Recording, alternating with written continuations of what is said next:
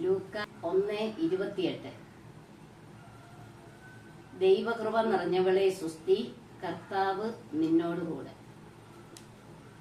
കർത്താവിൽ സ്നേഹമുള്ളവരെ, ഇന്ന് ഞാൻ രാവിലെ ദേവാലയത്തിൽ ബലിയർപ്പിക്കാൻ ചെന്ന് ബലിയുടെ സമയത്തും ബലിയർപ്പണം കഴിഞ്ഞ് അവിടെ നിന്ന് പ്രാർത്ഥിച്ചുകൊണ്ടിരുന്നപ്പോൾ ഈശോ എന്നോട് സംസാരിച്ചു. നീ എന്നും എന്നെക്കുറിച്ച് മാത്രമല്ലേ പറയുന്നത്, എൻ്റെ അമ്മയെക്കുറിച്ചുകൂടി 2 വാക്ക് നീ സംസാരിക്കണം എന്ന് ഈശോ എന്നോട് ഞാൻ വീട്ടിൽ വരുന്നിടം വരെ ഇങ്ങനെ പറഞ്ഞുകൊണ്ടിരുന്നു.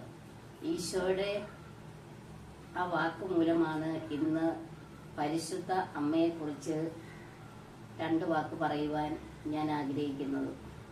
ദൂതൻ വന്ന് പരിശുദ്ധ മറിയത്തോട് പറഞ്ഞതാണ്, ദൈവകൃപ നിറഞ്ഞവളെ സുസ്തി, കർത്താവ് നിന്നോടുകൂടെ. 6-ാം മാസം ഗബ്രിയേൽ ദൂതൻ ഗലീലയിൽ നസ്രത്ത് എന്ന പട്ടണത്തിൽ ദാവീദിന്റെ വംശത്തിൽപ്പെട്ട ജോസഫ് എന്നു പേരായ പുരുഷനുമായി വിവാഹനിശ്ചയം ചെയ്തിരുന്ന കന്യകയുടെ അടുത്തേക്ക് ദൈവത്താൽ അയക്കപ്പെട്ടു. അവളുടെ പേര് മറിയം എന്നായിരുന്നു. ദൂതൻ അവളുടെ അടുത്ത് വന്നിട്ട് പറഞ്ഞതാണ്, ദൈവകൃപ നിറഞ്ഞവളെ സുസ്തി, കർത്താവ് നിന്നോടുകൂടെ. ഈ വചനം കേട്ടപ്പോൾ മറിയം വളരെ അസ്വസ്ഥയായി. ഇതിന്റെ അർത്ഥം എന്താണ് എന്നവൾ ചിന്തിച്ചു. അപ്പോൾ ദൂതൻ അവളോട് പറഞ്ഞു, മറിയമേ, നീ ഭയപ്പെടേണ്ട, ദൈവസന്നിധിയിൽ നീ കൃപ കണ്ടെത്തിയിരിക്കുന്നു. നീ ഗർഭം ധരിച്ച് ഒരു പുത്രനെ പ്രസവിക്കും. നീ അവന് യേശു എന്ന് പേരിടണം. അവൻ വലിയവനായിരിക്കും, അത്യുന്നതന്റെ പുത്രൻ എന്ന് വിളിക്കപ്പെടും. മറിയൻ ദൂതനോട് പറഞ്ഞു, ഇതെങ്ങനെ സംഭവിക്കും? പുരുഷനെ അറിയുന്നില്ലല്ലോ. അപ്പോൾ ദൂതൻ പറഞ്ഞു, പരിശുദ്ധാത്മാവ് നിന്റെ മേൽ വരും, അത്യുന്നതന്റെ ശക്തി നിന്റെ മേൽ ആവസിക്കും. ആകയാൽ ജനിക്കാൻ പോകുന്ന ശിശു പരിശുദ്ധൻ, ദൈവപുത്രൻ എന്ന് വിളിക്കപ്പെടും. ഇതാ, നിന്റെ ചാർച്ചക്കാരി എലിസബത്തും ഒരു പുത്രനെ ഗർഭം ധരിച്ചിരിക്കുന്നു. വന്ധ്യ എന്ന് വിളിക്കപ്പെടുന്ന അവൾക്ക് ഇത് 6-ാം മാസമാണ്. ദൈവത്തിന് ഒന്നും അസാധ്യമല്ല. അപ്പോൾ മറിയം ദൂതനോട് പറഞ്ഞു, ഇതാ കർത്താവിന്റെ ദാസി, നിന്റെ വാക്ക് എന്നിൽ നിറവേറട്ടെ. അപ്പോൾ ദൂതൻ അവളുടെ അടുത്തു നിന്നും മറഞ്ഞുപോയി. അപ്പോൾ മറിയത്തിന് ഒരു സ്തോത്രഗീതമുണ്ട്. മറിയം പറഞ്ഞു, എന്റെ ആത്മാവ് കർത്താവിനെ മഹത്വപ്പെടുത്തുന്നു, എന്റെ ചിത്തം എന്റെ രക്ഷകനായ ദൈവത്തിൽ ആനന്ദിക്കുന്നു. അവിടുന്ന് തന്റെ ദാസിയുടെ താഴ്മയെ കടാക്ഷിച്ചു. ഇപ്പോൾ മുതൽ സകല തലമുറകളും എന്നെ ഭാഗ്യവതി എന്ന് പ്രവർത്തിക്കും. അവിടുത്തെ ഭക്തരുടെ മേൽ തലമുറകൾ തോറും അവിടുന്ന് കരുണ വർഷിക്കും. ശക്തനായവൻ എനിക്ക് വലിയ കാര്യങ്ങൾ ചെയ്തിരിക്കുന്നു. അവിടുത്തെ നാമം പരിശുദ്ധമാണ്. അവിടുന്ന് തന്റെ ഭുജം കൊണ്ട് ശക്തി പ്രകടിപ്പിച്ചു. ഹൃദയവിചാരത്തിൽ അഹങ്കരിക്കുന്നവരെ ചിതറിച്ചു. ശക്തന്മാരെ സിംഹാസനത്തിൽ നിന്നും മറിച്ചിട്ടു. എളിയവരെ ഉയർത്തി. വിശക്കുന്നവരെ വിശിഷ്ട വിഭവങ്ങൾ കൊണ്ട് സംതൃപ്തരാക്കി. സമ്പന്നരെ വെറും കൈയോടെ പറഞ്ഞയച്ചു. തന്റെ കാരുണ്യം അനുസ്മരിച്ചുകൊണ്ട് അവിടുന്ന് തന്റെ ദാസനായ ഇസ്രായേലിനെ സഹായിച്ചു. പരിശുദ്ധ കന്യകാമറിയം അതുപോലെ തന്നെ ദൈവവചനം കേൾക്കുകയും ലൂക്ക 8:21 മത്തായി 7:24 പറയുന്നതാണ്. ഈശോ പറയുന്ന, ദൈവവചനം കേൾക്കുകയും അതനുസരിച്ച് ജീവിക്കുകയും ചെയ്യുക.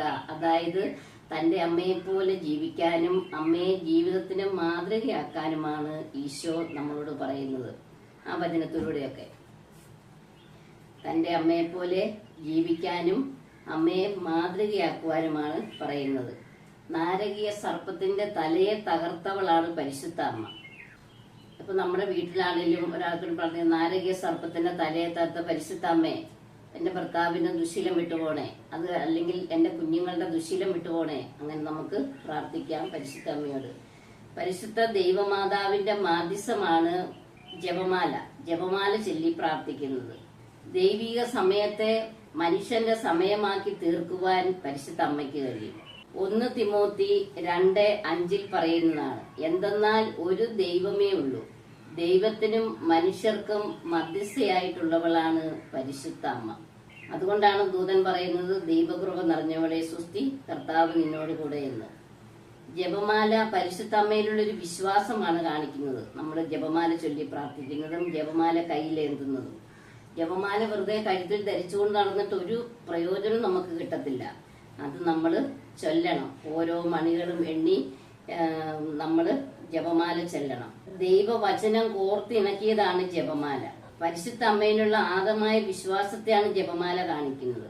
ദൈവമായിട്ടുള്ള നമ്മുടെ ബന്ധത്തെയാണ് ഈ ജപമാല ചെല്ലുമ്പോൾ ഓർമ്മിപ്പിക്കുന്നത്. ഈശോയുടെ ജനനം മുതലുള്ള മരണം വരെയുള്ള കാര്യമാണ് ജപമാലയിൽ നമ്മൾ പ്രാർത്ഥിക്കുന്നത്. ദൈവവുമായിട്ടുള്ള ഗാഢബന്ധം സ്ഥാപിക്കുന്നത് പരിശുദ്ധ അമ്മയും ജപമാലയിലൂടെയാണ്. പൈശാചിക ശക്തിയിൽ നമുക്ക് മോചനം കിട്ടുവാൻ നമ്മൾ ജപമാല ചെല്ലണം. ചിലർക്ക് ഉറക്കമില്ല, ആ ഉറക്കം കിട്ടാനും ജപമാല ചെല്ലണം. അതുപോലെ രോഗസൗഖ്യം കിട്ടാൻ നമുക്ക് പരിശുദ്ധ അമ്മയോടും മധ്യസ്ഥം വഹിച്ച് പ്രാർത്ഥിക്കാം. ഓരോ മണികളും എണ്ണുമ്പോൾ നമ്മുടെ രോഗാവസ്ഥയാണെങ്കിൽ ആ രോഗത്തെ പറഞ്ഞ് പ്രാർത്ഥിക്കാം. മറ്റുള്ളവർക്ക് വേണ്ടി നമ്മൾ പ്രാർത്ഥിക്കുമ്പോൾ അവർക്ക് വേണ്ടിയും നമുക്ക് ജപമാല ചൊല്ലി പ്രാർത്ഥിക്കാം. ഒരു ദിവസം ഏറ്റവും കുറഞ്ഞൊരു 3 ജപമാലയെങ്കിലും നമുക്ക് ചെല്ലാം. അതുപോലെ സന്ധ്യാസമയത്ത് കർത്താവിന് മാലാഖ ചൊല്ലി നമുക്ക് ജപമാല ചൊല്ലി പ്രാർത്ഥിക്കാം. പരിശുദ്ധ അമ്മയുടെ ഗാനം നമുക്ക് ആലപിക്കാം. പരിശുദ്ധ അമ്മയോട് ചേർന്ന് നമുക്ക് ഒരു 4 വരി പാട്ട് പാടാം. ദൈവജനനിയാം നാഥേ, എരിതിയിൽ നീറാത്ത മുൾപടർപ്പേ, ദൈവജനനിയാം നാഥേ, എരിതിയിൽ നീറാത്ത മുൾപടർപ്പേ, കാവലായി തീരണേ എന്നാത്മാവിൻ കൽമഷമെല്ലാം കഴുകിടണേ. അംബികേ നാഥേ കന്യകേ, ത്രിലോകരാജ്ഞിയായി മേവുന്നോളേ, പാടുന്നു ഞങ്ങൾ തൻ മാനസവീണയിൽ നിൻ സ്തുതി ഗീതങ്ങൾ. അമ്മേ നിൻ സ്തുതി ഗീതങ്ങൾ. ആമേൻ. ദൈവത്തിന് സ്തുതി.